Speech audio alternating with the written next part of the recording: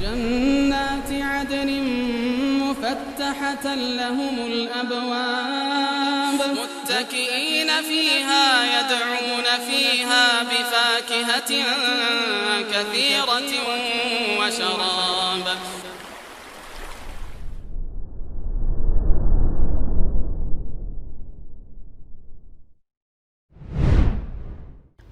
Bismillahirrahmanirrahim. Assalamualaikum warahmatullahi wabarakatuh. Waalaikumsalam warahmatullahi. Alhamdulillahilladzi arsala rasulahu bil huda wa dinil haqq liyudhhirahu 'ala ad-dini kullih wa kafaa billahi shahida.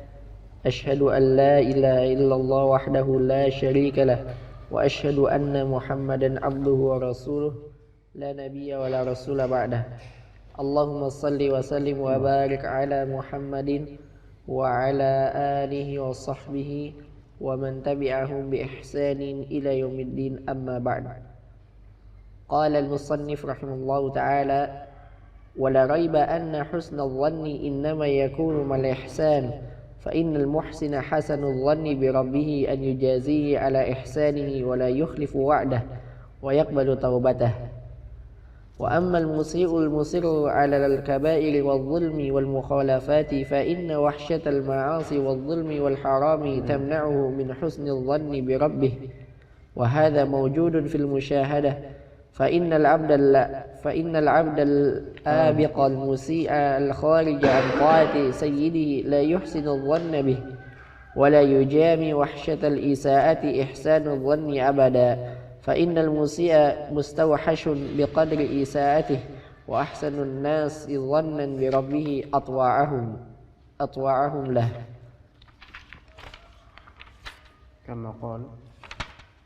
كما قال الحسن البصري: إن المؤمن أحسن الظن بربه فأحسن العمل، وإن الفاجر أساء الظن بربه فأساء العمل. Bismillahirrahmanirrahim. Alhamdulillahirabbil alamin wassalatu wassalamu ala sayyidil mursalin wa ala alihi wa sahbihi ajma'in. Allahumma inna nas'aluka ilman nafi'a wa rizqan thayyiban wa 'amalan mutaqabbala. Qala al-mu'allif rahimahullah: wala raiba anna husna dhanni innama yakunu ma'al ihsan. Tidak diragukan lagi kaidah husnul dhann, anna husnul dhanni, bahwasanya husnul dhann itu bertepatan dengan perbuatan ihsan. Husnul dhann kepada Allah Ta'ala bertepatan dengan perbuatan ihsan. Fa innal muhsina hasanul dhanni bi rabbih an yujaziyahu ala ihsanih wa la yukhlifu wa'dah wa yaqbalu taubatah.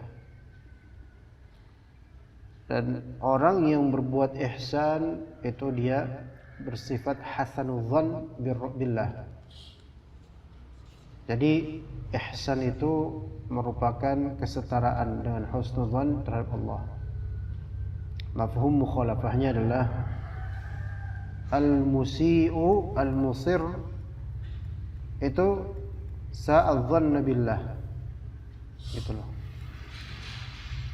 Orang yang sebaliknya dari muhsin itu malah justru kalau dia musi berbuat isaah itu enggak husnul dhann dia suudzon kepada Allah. Jadi al-muhsin itu hasanul dhann billah. Apa husnul dhann kepada Allahnya? Di sini disebutkan 3 hal. An yujaziyahu ala ihsanih. Ya, dia Waalaikumsalam. Yaitu Rabbnya akan membalas atau mengganjari ihsannya dia, kebaikan dia. Jadi orang yang berbuat ihsan, maka selayaknya dia husnuzan kepada Allah agar Allah Ta'ala mengganjari ihsannya. Wala yukhlifa, ini sebagian wala yukhlifa ba'dah, karena ataf ya. Dan di situ nanti ada an yujaziyahu wa an la yukhlifa wa'dah. Allah Ta'ala tidak menyelisihi janjinya. Oh, tak kira nikah. Baik, Allah Ta'ala wa la yukhlifa wa'dah, tidak akan menyelisihi janjinya. Wa yaqbala taubatah, dan akan menerima taubatnya. 3 hal itu. Nah, di masa pandemi seperti ini, husnudzan kepada Allah Ta'ala tidak cukup dengan perasaan Allah Ta'ala akan menghilangkan wabah atau masa pandemi ini, mengakhiri masa pandemi ini. Tidak cukup, ya, melainkan seseorang harus berbuat ihsan di masa pandemi ini. Dan berbuat ihsan di masa pandemi ini diantaranya adalah, dan paling utama tentu saja, adalah bertauhid kepada Allah Ta'ala dan menjalankan sunnah Nabi Sallallahu Alaihi Wasallam. Maka ketika ada seruan untuk merenggangkan tauhid dan menyelisihi sunnah Nabi Sallallahu Alaihi Wasallam, maka justru seruan ini, ya, menyesatkan, membelokkan dari kebenaran. Hal ini yang perlu betul-betul difahami oleh kaum muslimin. Kita berada dalam posisi tamadi, yaitu terus-menerus dalam masa pandemi tidak henti-hentinya, dan kaum muslimin, masyarakat, tidak kunjung mereka bertaubat dan kembali menuju akidah tauhid yang benar dan sunnah Nabi Sallallahu Alaihi Wasallam. Ya. Dan kita harus meminta maaf dan mohon pada Allah Ta'ala kesalahan di awal pandemi dahulu, apa yang kita lakukan dengan misalnya tidak sholat di masjid dan seterusnya, itu kita minta ampun sama Allah. Karena apa? Karena ya kita mengikuti ijtihad, dan semoga Allah Ta'ala maafkan ijtihad tersebut dan diri kita. Tetapi untuk sekarang seharusnya ijtihad tersebut tidak berlaku lagi, ya, karena yang zahir adalah jelas bahwasanya semuanya kembali normal. Orang-orang berjalan seperti biasanya. Maka di antara bentuk ihsan sekarang adalah kita menggerakkan diri kita ke rumah Allah Ta'ala untuk menunaikan salat berjamaah secara wajib, dan memohon kepada Allah Ta'ala dengan amalan tersebut agar Allah Ta'ala menyegerakan berhentinya masa pandemi ini menjadi masa normal, dan menghilangkan wabah dan juga menyembuhkan kaum muslimin yang terkena musibah, yaitu wabah tersebut. Itu husnudzan kepada Allah seperti itu. Harus ada muhawalah, usaha, ya, dan juga tauhidnya kembali betul-betul ditinggikan nilainya. Sunnahnya betul-betul kembali ditegakkan, bukan justru kemudian bertengkar. Yang satu masalah ijtihadiyah ngomongnya, satu ini kembali ke sunnah, itu kembali ke sunnah semuanya. Coba kalau kita ittifaq kembali ke sunnah, ayo, dan memberanikan diri dengan tauhid kepada Allah Subhanahu Wa Taala, maka tidak ada apa-apa insyaallah. Enggak ada apa-apa insyaallah. Ya. Dan memang tidak ada apa-apa insyaallah, sebagaimana orang-orang Gosen, Gojek, para pedagang mereka mau kemana-mana tidak ada apa-apa. Antum bilang coba ke orang-orang yang sedang naik motor jalan, antum nggak takut kemana-mana? Mereka akan bilang, wah nggak ada apa-apa kok. Gitu. Antum nggak takut lihat berita-berita itu berita. Insya Allah nggak terjadi pada anda. Itu kata mereka. Mereka walaupun tauhidnya mungkin nggak diaktifkan begitu banget, tapi justru tawakalnya mereka tampak gitu loh. Udah serahkan kepada Allah. Apalagi ini masalah masjid, dan antum nggak begitu lama di masjid insya Allah. Rumah Allah Ta'ala, yang mana seseorang ketika dia menerima tamunya, maka dia akan melindungi tamunya dari serangan orang luar.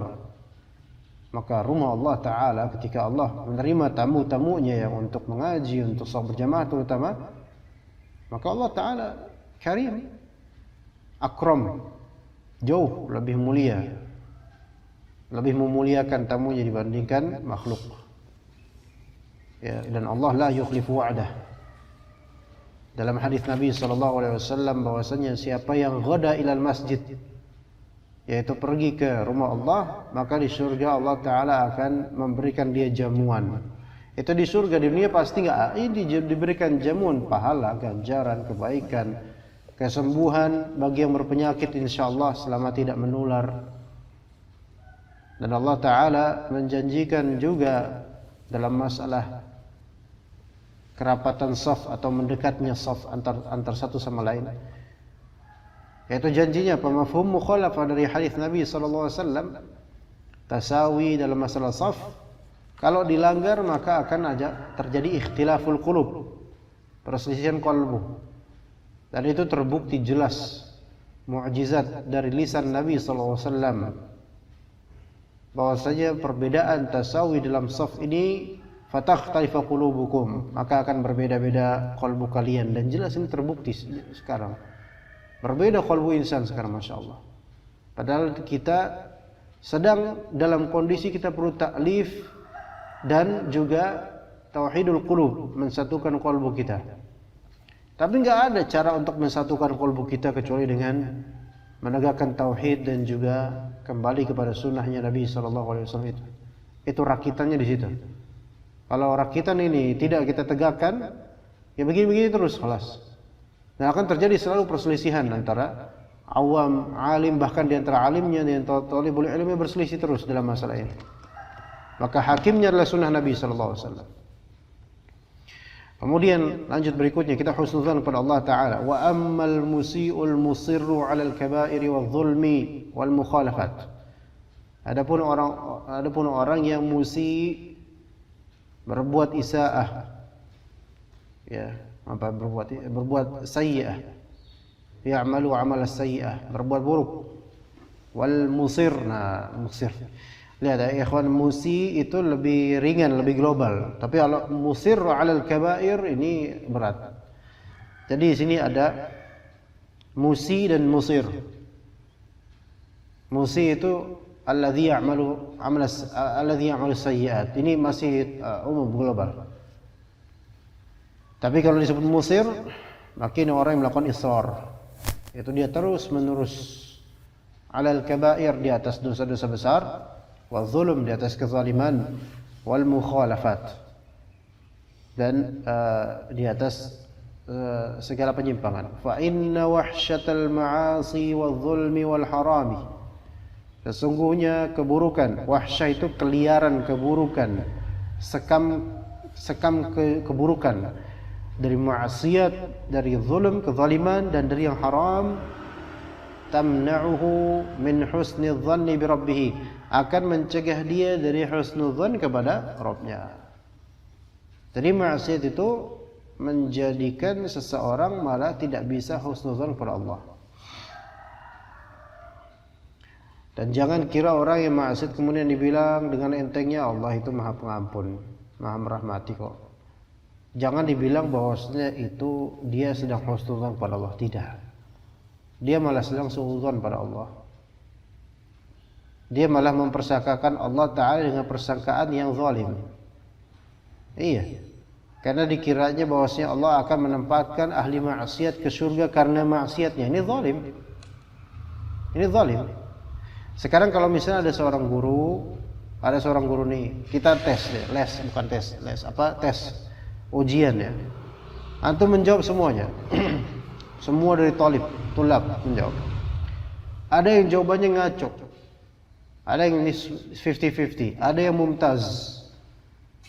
Yang mumtaz benar semua, Masya Allah. Kemudian yang 50-50 ya sebagiannya salah. Yang ngaco ini ketahuan gak pernah belajar dan seperti menantang gurunya. Ya, misalnya jawabnya ngaco. Apa arti dari lafal hadis marfu'?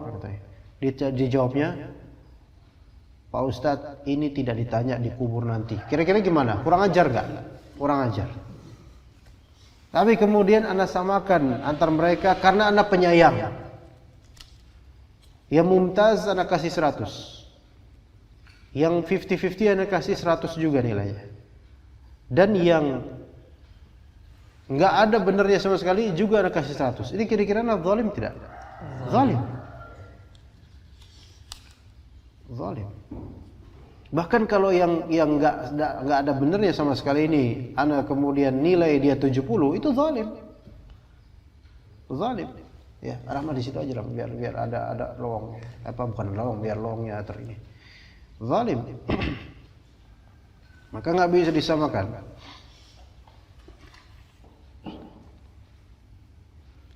Nah, begitu pula dengan ahli ta'ah yang totalitas taatnya. Dan dia yakin Allah Ta'ala akan mengganjarinya dan menerima taubatnya. Amanya setengah-setengah gitu loh. Dan ada yang al-maksiyah total, maksiat total.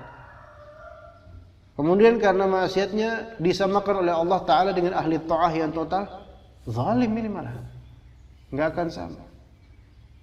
Kalau misalnya ahli maksiat, ya, ahli taat ini 100% total taat kepada Allah.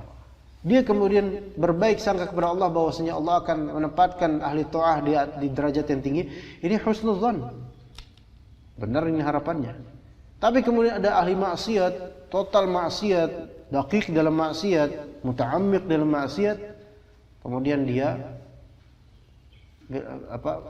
menempatkan diri Allah Ta'ala Maha Pengampun. Dia berharap Allah Ta'ala mengampuni, tapi dia terus-terus maksiat.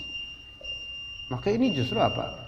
Menyangka bahwasanya Allah akan menyamakan ahli maksiat dengan ahli taat, dan itu zalim. Yaitu menyangka tanpa disadari, dia sedang menyangka Allah itu zalim, gitu loh. Allah itu salah menempatkan, gitu loh. Dan ini termasuk suudzon. Maka kalau seseorang tamadi 'alal ma'asi, terus-menerus maksiat, musir 'alal kabair, terus-menerus, dan dia berpendapat bahwasanya Allah itu akan mengampuninya sebagaimana Allah Ta'ala mengampuni orang-orang yang taat itu. Seolah akan meninggikan derajat saya. Toh saya muslim kok, gitu. Maka ini berarti dia menganggap Allah Ta'ala menyamaratakan seluruh insan dengan perbedaan ketaatan. Enggak bisa. Ya. Yarfa'u darajati ma yasha. Antum kitabnya enggak? Ada? Enggak kitab Arabnya? Waktu itu bukannya ada udah. Ya, ada kitabnya tuh kalau enggak salah. Yang waktu itu masih ada enggak kalau di belakang? Kasih Abu Rahman. Perasaan itu waktu itu udah ada. Bukan itu. Belum dikasih dah. Beneran? Hah? Beneran belum? Belum. Ya udah. Nah, jadi hati-hati maksiat, kezaliman, hal yang haram, keburukan semua itu mencegah kita dari husnudzan kepada Allah. Siapa di antara ini kita sekarang dalam masa pandemi ya kawan sekalian. Kalau antum melihat ada orang ahli maksiat, dia tiap hari nongkrong, dia tiap hari melakukan maksiat lah, antum tahu dia tuh ahli maksiat. Ya, kemudian antum lihat dia bilang, insya Allah bentar lagi lah pandemi berakhir. Antum percaya nggak dengan omongan dia? Ngerti nggak maksudnya? Ada ahli maksiat, suka nongkrong di jalan, dia memakan harta riba dan seterusnya. Ya, antum tahu dia jelek lah orangnya. Kemudian dia bilang, insya Allah pandemi segera berakhir. Antum kira-kira percaya nggak dengan ucapan dia gitu loh? Maksudnya, ngomong doang, insya Allah. Itu satu. Kedua, kemudian antum melihat ada seorang dai, ustaz, ahli ta'ah, menjalankan sunnah Nabi SAW, banyak berbuat baik kepada orang-orang. Kemudian dia bilang kepada antum, insya Allah pandemi segera berakhir. Antum lebih percaya mana? Walaupun kalimatnya sama. Lebih percaya mana? Lebih antum dengar mana kira-kira? Yang kedua. Yang kedua, ahli ta'at. Kenapa? Karena secara fitrah antum tahu ini dengan ketaatannya Allah akan mengabulkan ucapan dia gitu loh. Walaupun ternyata masih lama misalnya. Tapi antum lebih dengar orang ini gitu loh. Iya. Karena apa? Karena orang yang banyak sekam maksiatnya dan zulumnya dan hal yang haram pada dirinya itu orang ini sebenarnya ngomong seperti itu bukan dalam rangka husnuzan sebetulnya, enggak. Kadang dalam rangka meremehkan. Karena seandainya memang dia husnuzan kepada Allah, pandemi ini akan berakhir, dia akan berhenti dari maksiat tersebut. Paham gak ya kalau di sini? Titik ini paham gak? Ini agak-agak dalam soalnya. Maka ketika antum bilang sama istri antum misalnya, sayang, insya Allah semua ini akan berakhir. Tapi antum tetap aja main game online tiap hari, terus-terusan. Ini enggak husnuzan, ini enggak, bukan roja ini namanya. Bukan roja. Ya gitu. Mungkin Fajri namanya.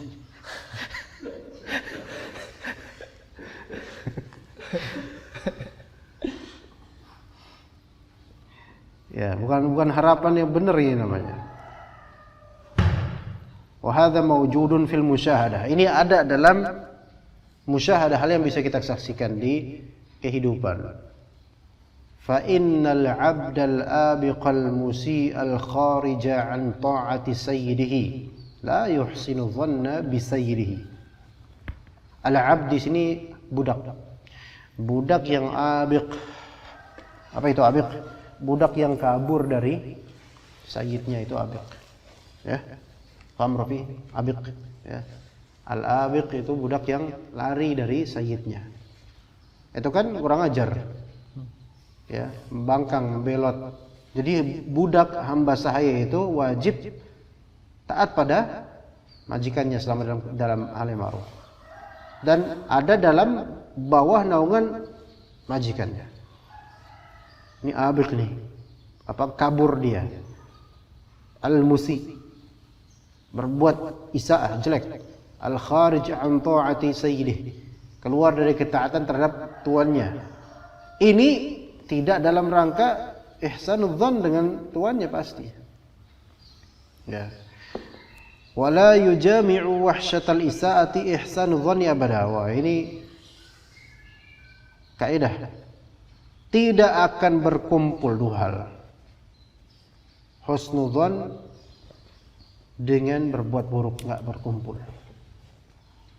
Tidak terjamak dalam satu qalbu maksiat secara zat dengan husnudzan kepada Allah.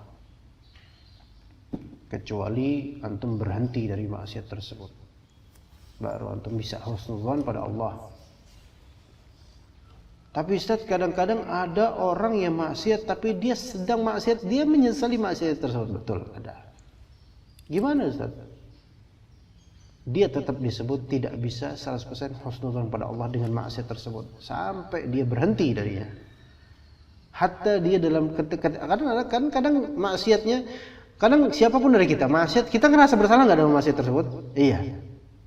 Tapi apakah dengan merasa bersalah dan nggak enak sama Allah itu berarti dia sedang husnudzan sama Allah? Belum. Kapan? Sampai dia berhenti, kemudian meminta pada Allah ampunan, itu baru dia husnudzan sama Allah. Gitu. Ya ini masih mending orang maksiat dia merasa bersalah, itu masih mending daripada maksiat tapi dia malah merasa tegar di atas maksiat, ya enggak. Tegar di atas sunnah, itu hashtagnya kan kayak gitu. Ya, ini tegar di atas maksiat, ya enggak ada husnudzannya ini. Fa innal musii'a mustawhashun biqadri isaatih. Orang yang berbuat isaah, dia akan terliarkan, terburukkan sekadar dengan perbuatan isaahnya. Turun imannya sekadar dengan perbuatan isaahnya itu. Hilang rasa husnudzonnya kepada Allah sesuai dengan kadar isaahnya. Antum lihat orang awam sekarang. Rata-rata kalau antum bilang ke mereka masa pandemi ini gimana, mereka akan bilang ini nggak bakal ada akhirnya, ya kan ya? Itu ya logikanya begitu memang. Tapi antum orang beriman nggak gitu. Kenapa mereka seperti itu ngomongnya? Karena koneksi antara kalbu mereka dengan Rabbul Alamin itu nggak seberapa. Ya, akhirnya mereka bodoh amat lah, sampai kapan juga pandemi nggak bakal ada akhirnya. Ya mungkin benar juga, Allah alam. Itu kan urusan Allah kapan mengakhirkannya. Tapi seorang muslim dia akan husnudzan pada Allah Ta'ala. Cuma husnudzan kepada Allah dalam masa pandemi tidak sebatas antum memprediksikan akan bentar lagi insya-Allah. Sementara maksiat masih lancar. Nggak bisa kayak gitu. Itu bukan husnudzan. Dan husnudzan semakin kuat, semakin banyak maksiat yang antum hentikan, semakin kuat husnudzan antum pada Allah Ta'ala. Iya, insya Allah begitu. Ya, dan Anda yakin mau masih lama ataupun sebentar lagi atau kapanpun berakhir pandemi itu terserah Allah Ta'ala, tapi kita berharap lebih cepat. Hanya saja orang yang beramal soleh betul-betul dia itu kiblatnya akhirat, Allah dan kemudian hari akhir. Dan ketika dia makin beramal, makin taat, makin berkiblat kepada Allah dan kemudian hari akhir, maka dia akan apa? Masalah pandemi berakhir kapan itu urusan nanti. Yang penting keselamatan saya dari segi rohani di dunia ini, dan kemudian Allah jamin rezeki kita. Iya. Jadi wahsyatul ma'asi menyebabkan wahsyah qalbiyah gitu loh. Keliaran maksiat itu menghasilkan keliaran hati. Dan banyak orang kemudian dalam masalah rezeki mereka sekarang bodoh amatlah, tebas apa aja. Ya udah di PHK lagi, pandemi lagi dan seterusnya. Lalu mereka berkeluh kesah di media sosial. Mereka menyalahkan pemerintah dan seterusnya. Ini bukan berarti pemerintah tidak ada andil dalam kesalahan, tidak ada. Namanya manusia, apalagi demokrasi. Tetapi kita lihat, apakah orang-orang yang menunaikan demonstrasi mereka adalah orang yang husnudzon kepada Allah? Ana yakin tidak. Kenapa begitu? Kenapa mereka seperti itu? Karena seandainya mereka tahu mereka punya Rabbul Alamin dengan sebaik-baik pengetahuan, mereka tidak akan menjalankan hal yang melanggar manhaj salaf dan syariat Islam tentu saja. Demonstrasi. Mereka akan lebih percaya kepada Allah daripada suara rakyat. Demonstrasi suara siapa demonstrasi? Suara rakyat. Apakah itu dari firman Allah demonstrasi itu? Enggak ada firman Allah ditunaikan di situ. Kecuali oportunis saja, orang-orang mau menunggangi agama saja. Suara rakyat. Antum lebih yakin mana? Janji Allah atau suara rakyat? Janji Allah. Namun kenapa orang-orang banyak lebih pro ke suara rakyat dibandingkan janji Allah? Maksiat mereka dan akidah yang menyimpang. Itu muskilahnya. Iya. Orang-orang yang betul-betul menjadikan demokrasi sebagai agama untuk kehidupan, sebagai way of life, atau sebagai hukum untuk kehidupan bernegara atau kehidupan individual dan sosial masyarakat. Itu mereka sedang suudzon sama Allah. Tidak berhukum dengan hukum Allah itu bentuk suudzon pada Allah. Karena itu maksiat terbesar, bahkan bisa menjadi kekufuran. Allah sudah menurunkan hukumnya dalam Quran Sunnah. Kemudian itu malah pakai apa? Hukum buatan manusia yang kadang-kadang bertentangan dengan Al-Quran Sunnah. Hukum had sudah ada, dibuat hukum baru dari para manusia. Kemarin masalah Rangga, tahu Rangga yang anak kecil yang dibunuh sama pemerkosa. Hah? Tahu nggak? Viral loh. Antum nggak tahu? Abi nggak tahu? Kalau nggak tahu, alhamdulillah. Antum tahunya tuh kajian kitab aja, masya Allah. Masya Allah. Ini husnudzonnya antum ya, cuman kalau ternyata nggak gitu. Ya. Kenapa Anda sampai Rangga tadi? Anda lupa kok bisa sampai. Ada apa dengan dia? Kenapa nyangkut ke situ? Ada apa coba? Dikaitkan lagi tadi apa? Hukum had. Hukum had, ya. Harusnya apa? Qisas bukan? Qisas. Hukum demokrasi mengatakan apa? Enggak ada qisas kan? Apakah itu adil? Tidak. Sangat Zalim. Ya. Sementara Allah Ta'ala telah mensyaratkan dalam surat Al-Baqarah, kutiba alaikumul qisasu fil qatla al-hurru bil-hurri wal-'abdu bil-'abdi wal-untha bil-untha faman 'ufiya lahu min akhihi syai'un fattiba'un bil ma'rufi wa ada'un ilaihi bi ihsan. Ya. Kemudian walakum fil qisasi hayatu ya ulil albab. Dalam syarat qisas ini untuk kalian wahai orang berpikir itu ada kehidupan sebenarnya. Menjaga kehidupan sebenarnya. Harusnya itu si pemerkosa yang memerkosa ibunya dan membunuh anaknya, semoga Allah melaknat para pembunuh tanpa hak. Itu seharusnya apa? Diqisas. Ya. Kalau keluarga nggak terima, ini bukan masalah keluarga nggak terima, ini dia bukan lagi masalah sebatas mujarrad pembunuhan muta'ammid saja, tapi dia sudah masuk ke dalam mufsid fil ard karena dia ini ada track record sebelumnya residivis. Maka walaupun keluarganya Rangga memaafkan, maka dia tetap masuk ke dalam hukum apa? Ifsad fil ard. Dan ini kembali ke ijtihad penguasa. Dan yang terbaik ijtihad penguasanya adalah membunuh dia, menghabiskan dua orang seperti ini supaya nggak ada lagi. Tapi yang terjadi apa? Nggak sampai dikisas, nggak dihukumi dengan hukuman ifsad fil ard, undang-undang buatan manusia. Yang kemudian apa? Akhirnya apa? Siapa yang membuat undang-undang di penjara kemudian? Mati dia kan di penjara? Siapa yang membuat seperti itu?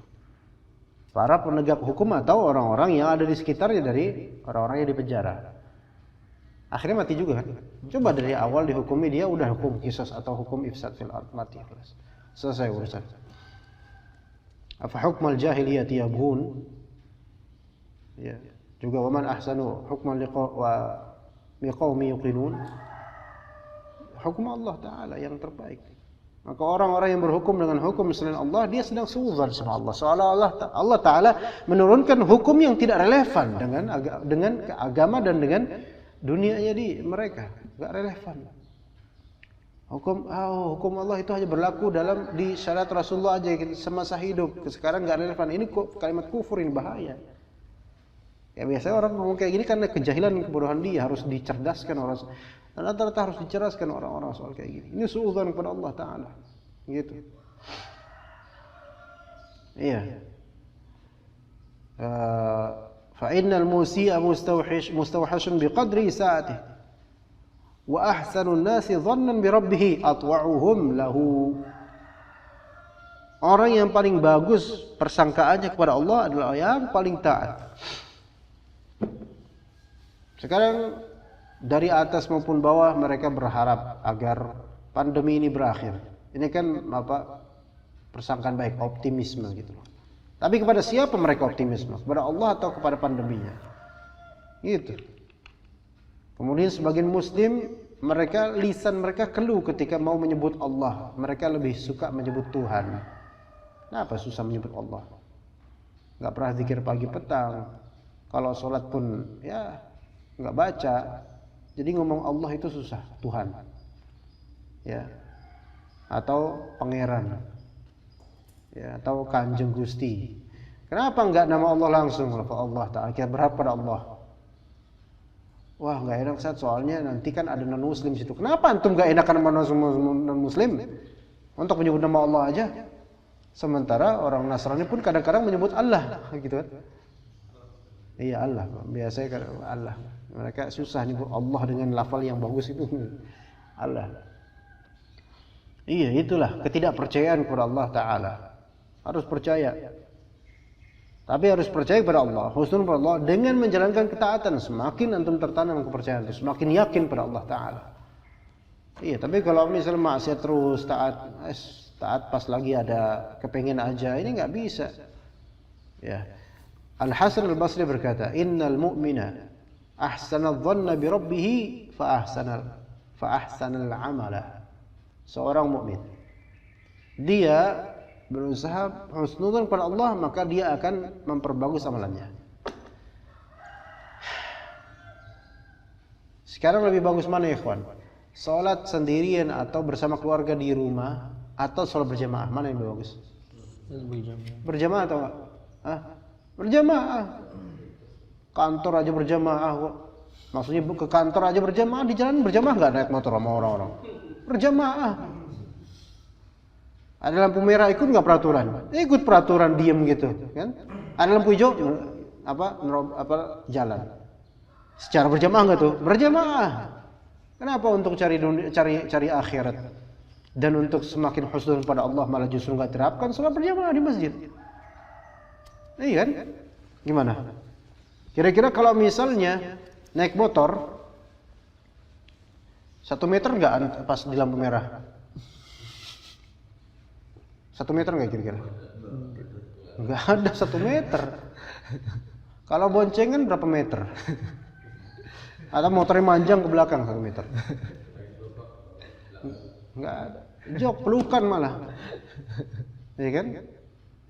Di rumah sama istri seranjang. Ada enggak kayak gini nih? Set hitam, lakban hitam di sana. Enggak ada. Hah? Istri ngamuk nanti. Kamu enggak sayang sama aku, bukan gitu, sayang. Ini saya ngomong sayang. Ini 1 meter kan supaya enggak kena corona.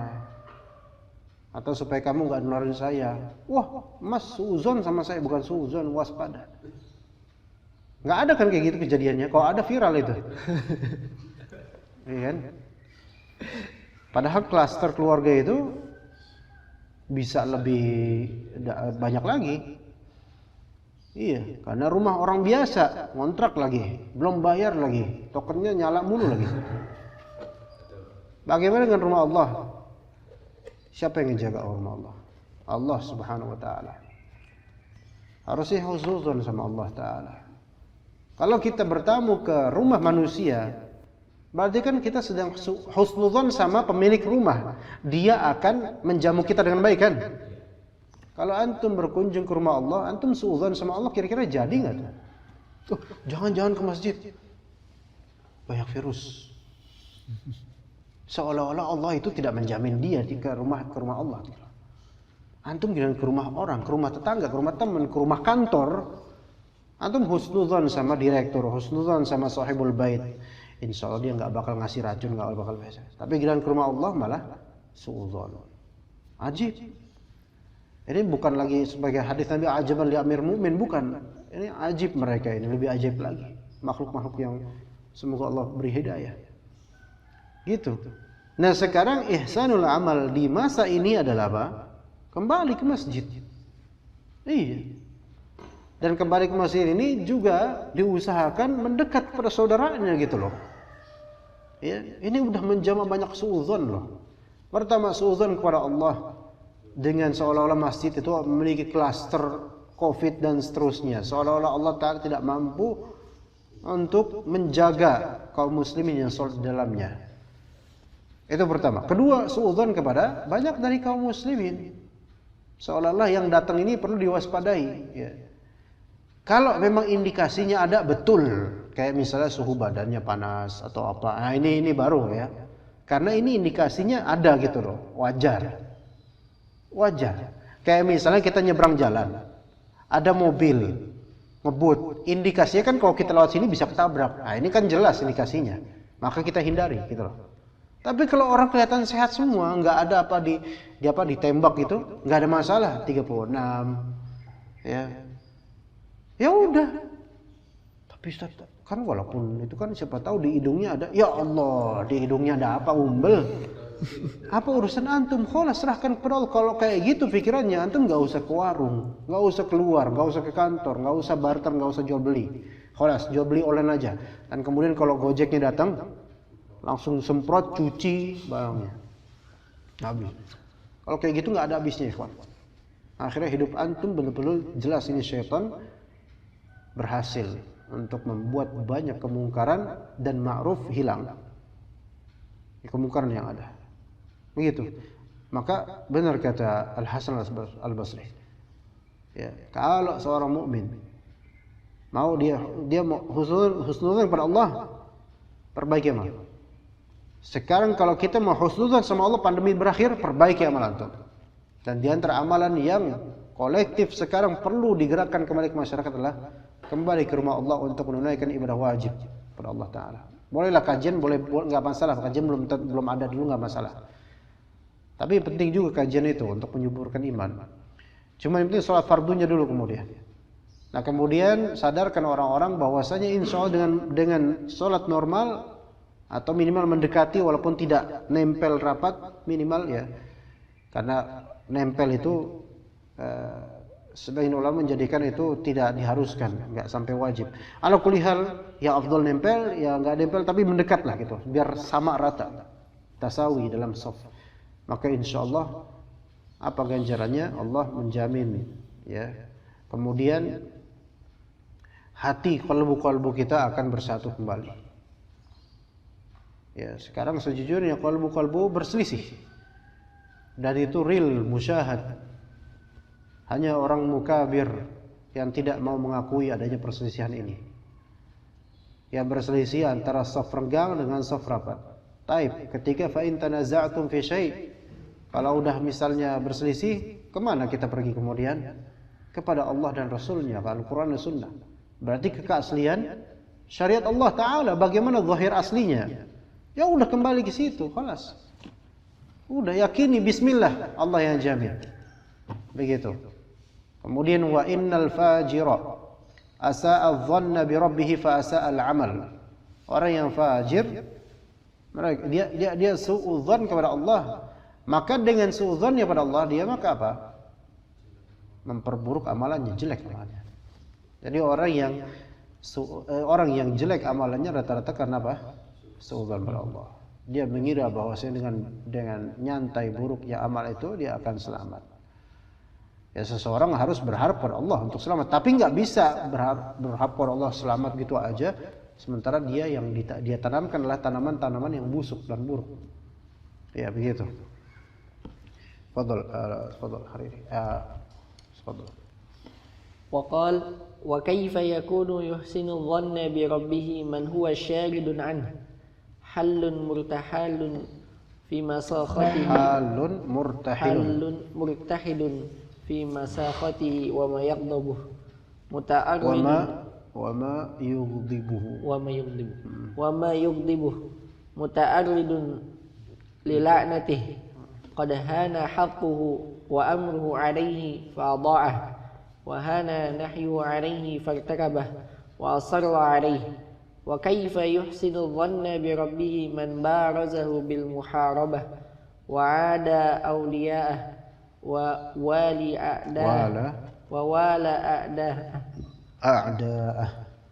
ووالى أعداءه وجحد صفات كماله وأساء الظن بما وصف به نفسه ووصف به رسوله صلى الله عليه وسلم وظن بجهله أن ظاهر ذلك ضلال وكفر وكيف يحسن الظن بمن يظن أنه لا يتكلم ولا يأمر ولا ينهى ولا يرضى ولا يغضب وقد قال الله تعالى في حق من شك في تعلق سمعه ببعض الجزئيات وهو سر من القول وذلكم ظنكم الذي ظننتم بربكم أرداكم فأصبحتم من الخاسرين فهؤلاء لما ظنوا أن الله سبحانه لا يعلم كثيرا مما يعملون كان هذا إساءة لظنهم بربهم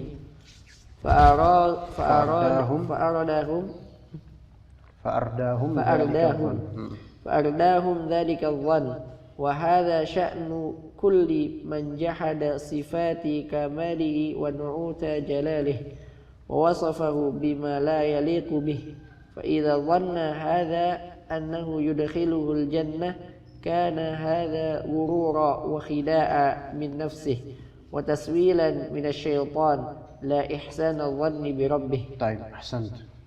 وكيف يكون يحسن الظن بربه من هو شارد عنه? Bagaimana mungkin dia berbaik sangka kepada Allah?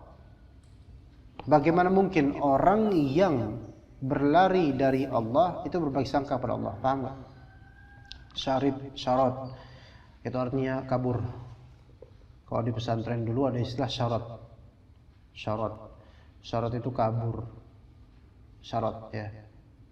Misalnya mau pergi kota buat maksiat, buat jalan-jalan doang, nggak ada perizinan gitu loh, nggak diizinkan oleh ustadz santri ini, kemudian manjat tembok ya.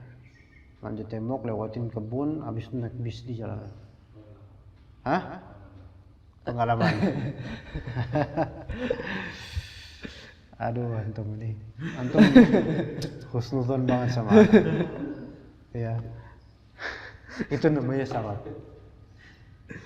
Anda walaupun nggak ngomong gitu dari wajahnya kelihatan juga ya. Tapi, detail banget. Kau tahu ya kebun ya gitu ya. Ya itulah namanya juga kenangan yang mau gimana lagi. Ya itu namanya syarat. Orang yang syarat berarti kan kabur, ya. Misalnya kajian nih, ada kajian mengaji kitab ini misalnya, dan ternyata kitab ini membahas tentang maksiat tertentu yang antum ada padanya gitu loh. Ya kemudian antum tiba-tiba izin, Ustaz, buku masih di situ. Maksudnya buku masih di meja gitu loh. Izin sih izin, lewat sini belakang, ambil sendal, starting motor kabur. Itu syarat namanya. Ya, mangkir tanpa izin dengan benar gitu loh. Nah, kira-kira yang seperti itu husnudzan atau suudzan sama gurunya kira-kira? Suudzan. Bagaimana mungkin orang yang kabur dari Rabbnya itu sedang husnudzan sama Allah gitu loh? Gimana? Nggak mungkin gitu loh. Bagaimana mungkin orang yang menjauh dari rumah Allah sedang husnudzan sama Allah? Paham? Orang yang menjauh dari rumah Allah, dia mengklaim saya sedang husnudzan sama Allah, pandemi akan berakhir. Lah antum sendiri kok jauh dari rumah Allah? Itu yang selama ini dulu sebelum pandemi kita ngomong kayak gitu ke orang-orang yang, kalau orang-orang masyarakat awam yang banyak dari mereka nggak mau sholat di masjid.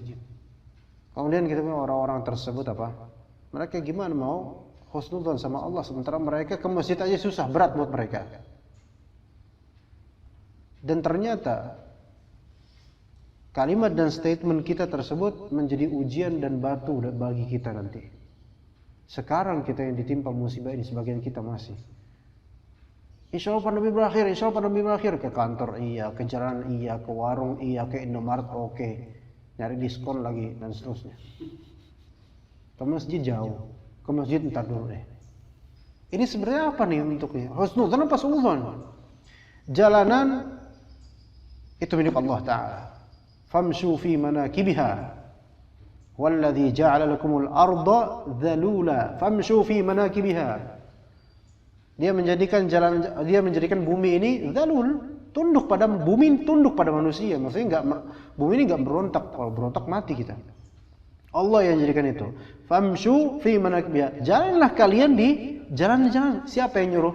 Allah Ta'ala. Berarti jalan ini milik siapa? Allah Ta'ala. Siapa yang menjaga jalan? Allah Ta'ala. Antum percaya itu? Ya. Antum beli di Indomaret, antum beli di dagangan roti, donat, gorengan, ya. Setiap hari itu orang-orang yang nggak pernah ke masjid makan gorengan mungkin atau makanan dari luar. Ada nggak diperiksa dulu kemudian ini gimana ya? Coba cek suhu gorengan berapa.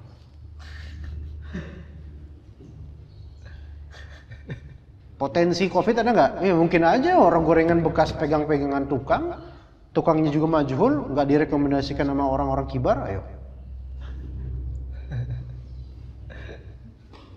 Nah, giliran itu husnudzan. Gimana? Giliran kemudian ke rumah Allah Ta'ala yang mulia, dia mulai bingung. Hilang husnudzannya pada Allah Ta'ala.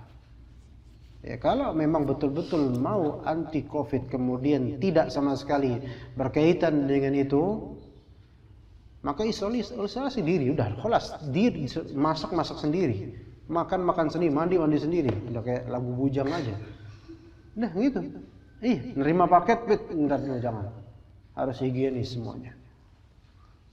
Dan kalau ada orang seperti itu bakal gila sendiri nanti jadinya. Stres. Dan gak ada yang seperti itu. Maka ketika untuk urusan dunia, makan gak mikir, khalas, bismillah.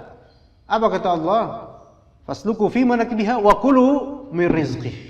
Langsung kata Allah, makanlah dari rezeki Allah. Gak usah mikir-mikir panjang ini COVID atau gak kelihatan. Maksudnya insya Allah bismillah. Husnudzan pada Allah. Itu untuk masalah dunia. Tapi, lagi-lagi tapi.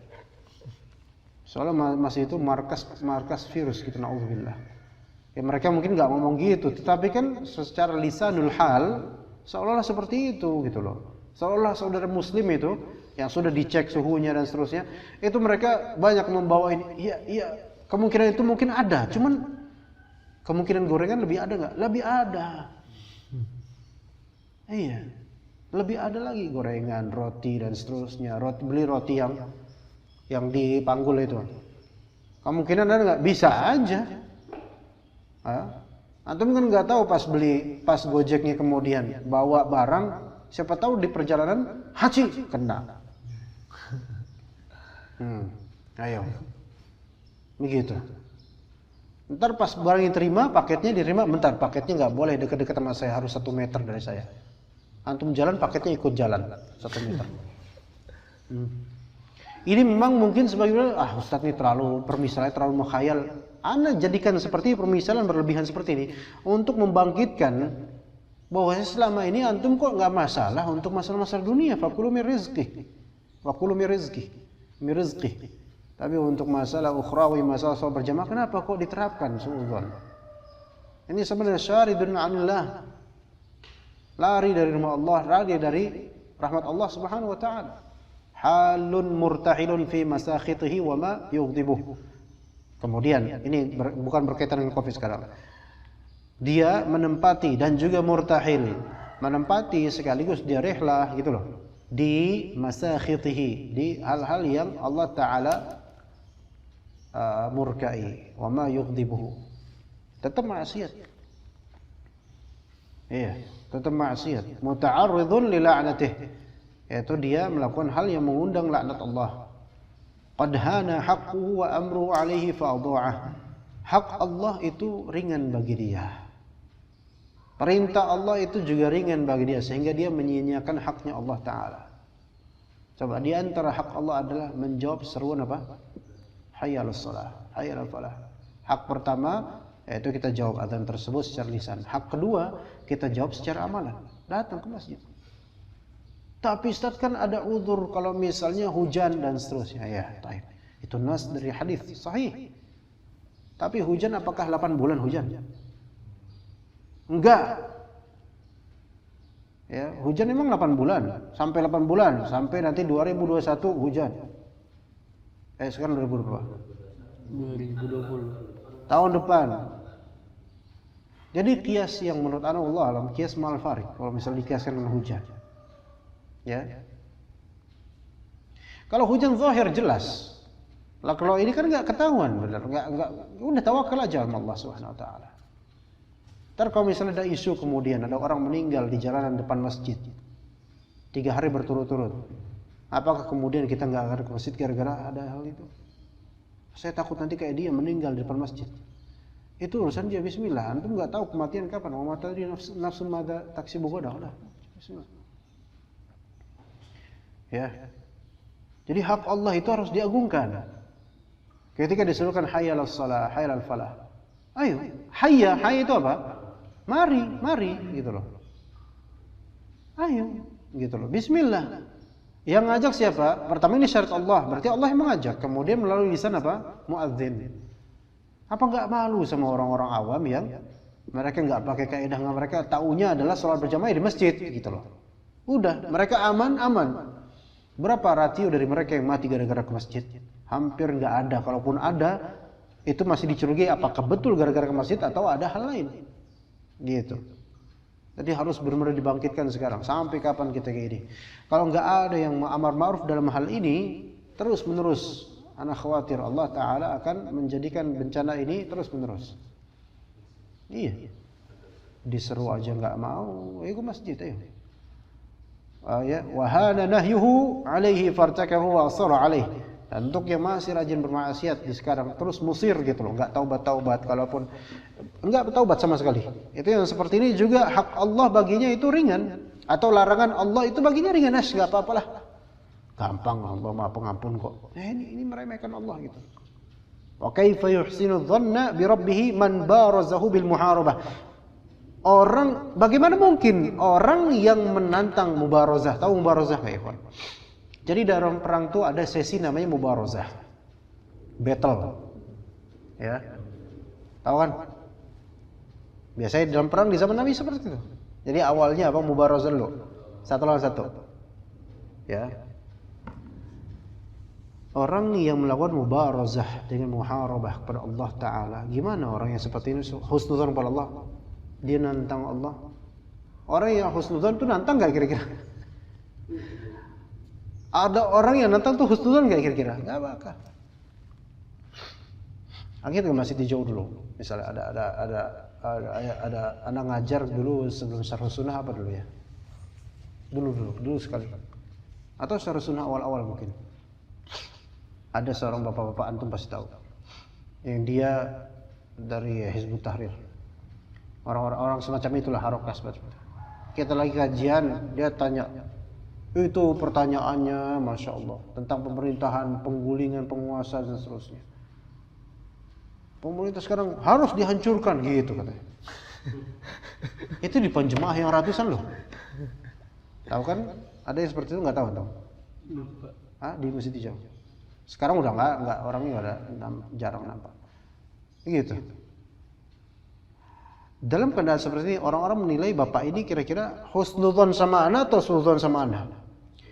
Pertanyaan yang dia berikan itu bertentangan dengan materi ana. Kira-kira gimana? Ngajak battle nggak ini? Apa kemudian dia bilang, wah ini bapak ini pasti husnudzon sama ustadz bisa menjawabnya? Nggak gitu cara berpikirnya. Ini bapak ini udah menentang gitu. Ya, antum lihat ada orang naik motor kan jalan. Gitu. Terus antum tantang dia.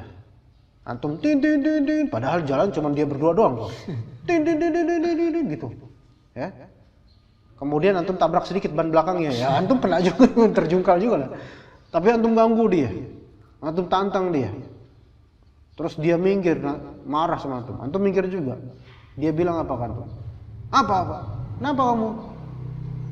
Tentara lagi nih gitu. Terus dia bilang, saya cuma pengen husnudzon sama bapak, kira-kira bapak sabar apa enggak. Nah kan lucu kayak gitu. Kurang ajar. Ya, yang ada digaplok kan. Tentara lagi digituin. Ya enggak gitu. Nah sekarang kalau misalnya seseorang menjajal rahmatnya Allah dengan cara apa? Dia bermaksiat terus. Oh ternyata masih enak hidupnya. Hidup saya nih. Ini nantang. Dan ini istidraj. Wa'ada awliya'ah. Memerangi para wali Allah. Wa wala a'da'ah, justru berwala kepada musuh-musuh Allah. Ini gimana disebut husnudzan sama Allah?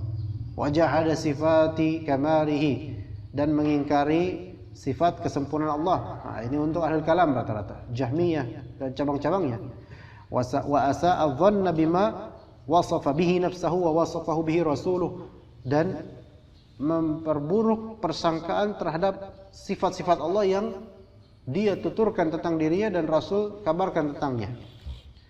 Wa dhanna bi jahlihi anna dhahira dzalika dhalalun wa kufur, dan mengira dengan kebodohannya bahwasanya pemaknaan zahir terhadap sifat-sifat Allah itu kesesatan dan kekufuran. Ini nyinggung siapa nih? Ahlul kalam, Jahmiyah, Asy'ariyah, Maturidiyah, Mu'tazilah dan seterusnya. Wa kaifa yuhsinu dhannu, yang seperti ini mereka, maka bagaimana mungkin yuhassinu dhanna, bagaimana mungkin yuhassinu dhanna biman yadhunnu annahu la yatakallam wa la ya'mur wa la yanha wa la yarda wa la yaghdab.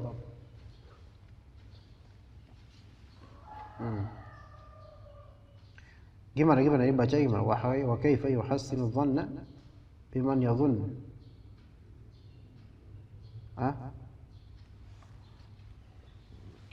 Kaif? Paham enggak maksudnya di sini? Ada cuma masalah di wa kaifa yuhassinu dhanna biman yadhun di situ. Kalau berikutnya ada paham.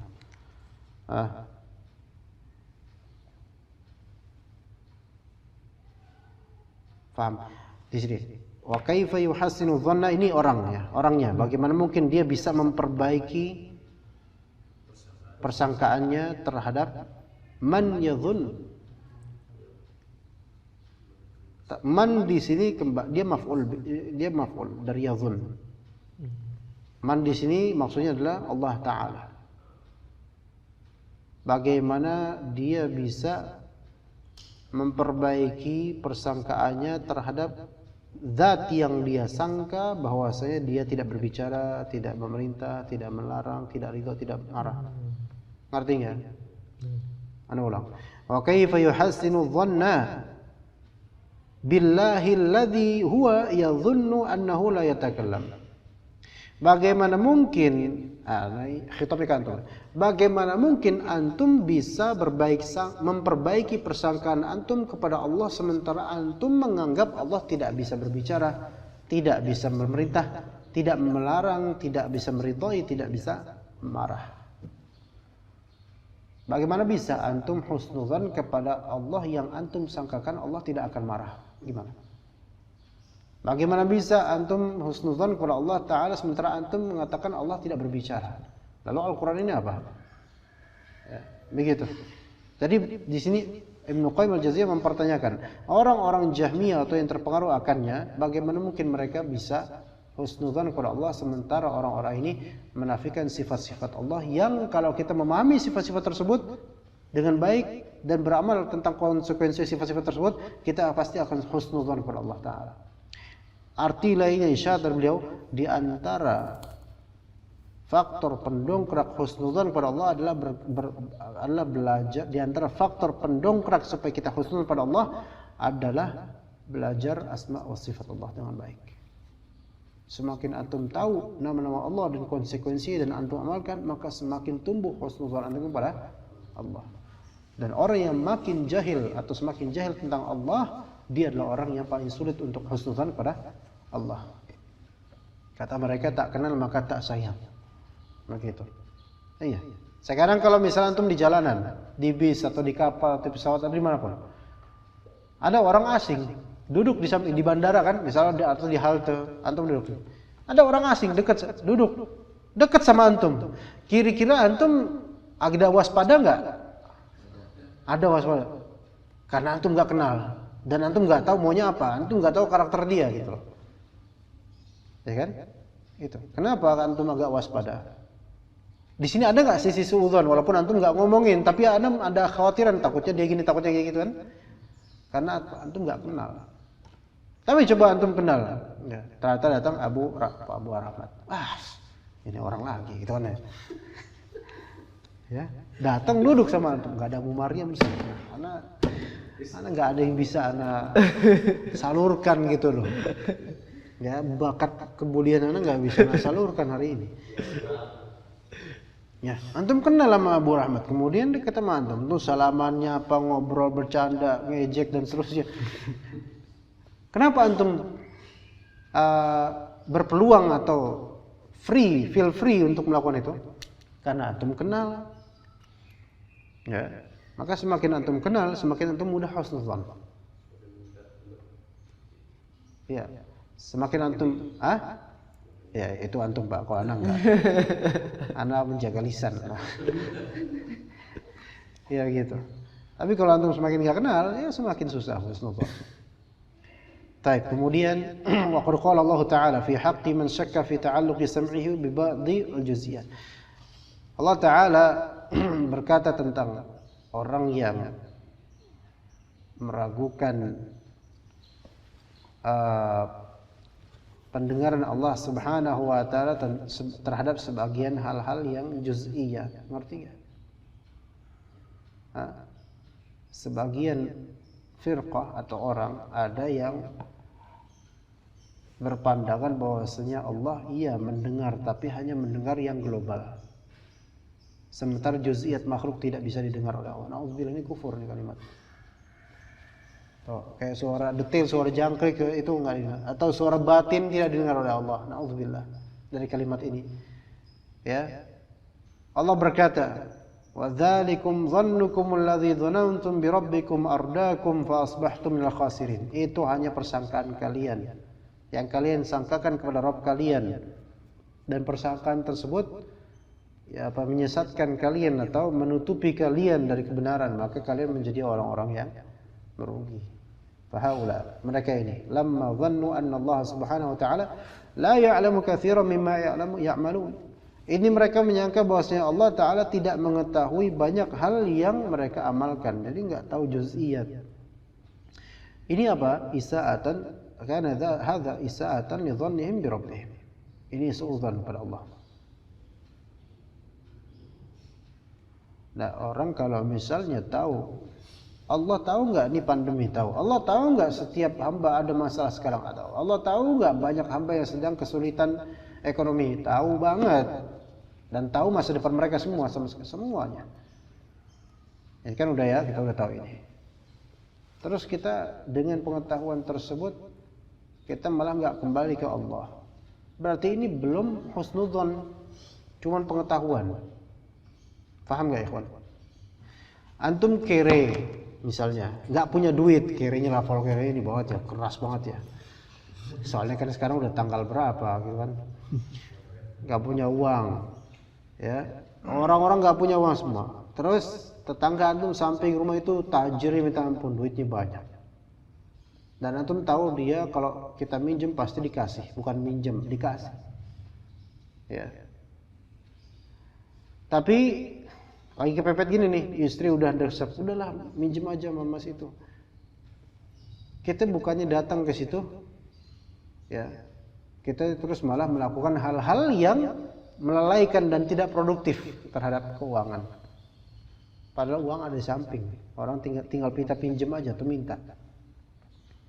Kita tahu dia punya duit, tahu, sekadar pengetahuan, tapi kita enggan ke sana. Kenapa? Karena ragu, nanti dikasih apa enggak. Berarti ini ada sisi apa? Suudzon pada dia, walaupun kita yakin dia kaya.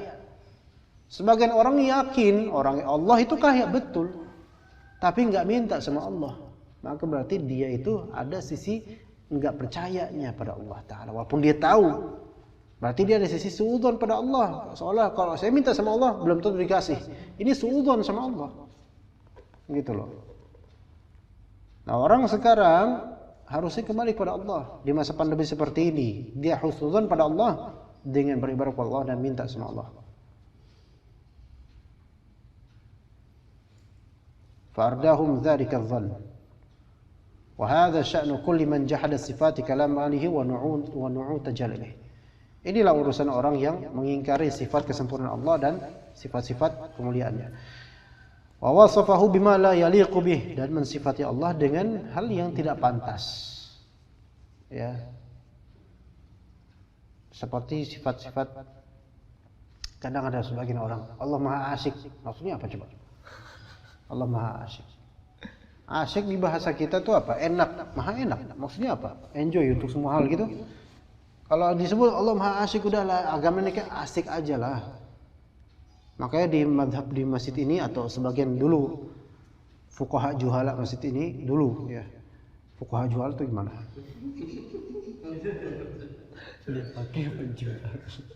Itu punya madhab namanya madhab asyikiyah. Ya, atau enjoy aja. Madhab asyikiyah, nyantai aja lah. Ya. Nyantai apa? Di antara bentuk nyantainya apa? Ini ada perhatikan di antara bentuk nyantainya. Kalau misalnya ngopi-ngopi sambil ngerokok di situ tuh. Meja depan masjid. Kira azan pulang, kira ada tuk tuk tuk. Biasakan mikrofon tuk tuk tuk, langsung kabur. Ini madzhab asyikiyah, enak-enak aja ya. Agama dia jadikan enak aja, nyantai aja lah, enggak usah sholat berjamaah. Udah ngobrol, ngumpul, ngopi, itu nggak ada jarak. Ketawa, ngakak, mulut nganga sampai lebih lebar daripada mukanya, itu nggak ada jarak. Nyantai aja, asyik. Ya gitu, itu terjadi di masyarakat, bukan di sini doang. Habis giliran mau azan langsung pulang, udah jadwalnya pulang nih. Hah? Iya. Syukurnya pas pulang pergi enggak lari terkentut-kentut kayak setan mendengar azan. Kayak gitu. Yang seperti ini harusnya apa dididik lagi gitu kan ya. Berarti dia apa? Ada suudzon pada Allah gitu loh. Ya, diseru oleh muadzin menuju keberuntungan, enggak percaya. Ya. Gitu, enggak percaya. Berarti ini apa nih? Kurang percaya, kurang mengamalkan konsekuensi dari sifat Allah Ta'ala. Fa idza dhanna hadha annahu yudkhiluhu al-jannah ana hadha ghurura wa khida'an min nafsihi. Kalau dia mengira bahwasanya dengan ilmu terapan seperti ini, ilmu Jahmiyah, ilmu kalam, itu membuat dia masuk surga, ini ketertipuan, keterpedayaan pada dirinya. Taswilan minasyaitan, permainan dari syaitan, dipermainkan, bukan husnudzon ini namanya. Ya, maka aneh orang-orang yang menggunakan metode kalam untuk memahami ayat-ayat Allah Ta'ala. Dan mereka mengatakan ini adalah jalan menuju surga. Enggak. Ya, ini ketertipuan. Ya, tayyib. Wassallallahu ala nabiyina Muhammad wa ala alihi wasallam. Ditandain sampai situ.